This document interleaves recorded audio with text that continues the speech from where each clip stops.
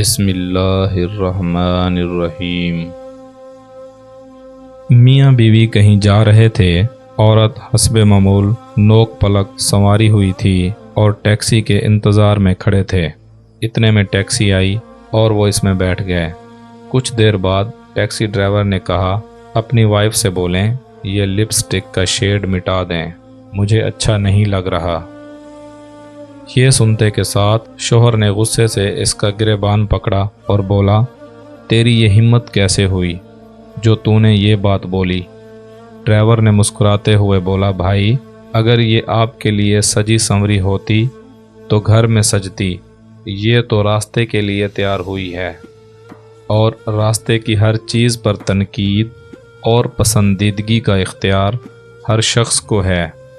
مرد کا غصہ جھاگ کی طرح بیٹھ گیا اور رومال نکال کر دیا۔ اپنی بیوی سے کہا، اپنا میک اپ صاف کر لو۔ شاید اس بات میں حقیقت نہ ہو یا من گھڑت ہی واقعہ ہو، مگر ایک سچائی ضرور ہے۔ عورتیں واقعی اپنے شوہر کے لیے کم اور لوگوں کے لیے زیادہ تیار ہوتی ہیں۔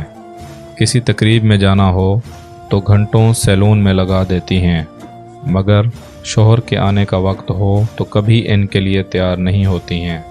اچھے کپڑے کیا، صاف کپڑے بھی نہیں بدلتی، صبح سے شام ایک ہی لباس میں گھومتی رہتی ہیں، سر جھاڑ منہ پھاڑ۔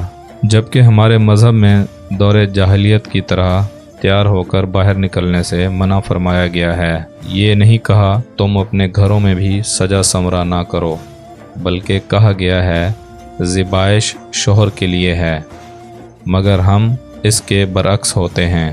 شاید یہی وجہ ہے کہ مرد کو دوسروں کی بیویاں اور اپنے بچے زیادہ اچھے لگتے ہیں۔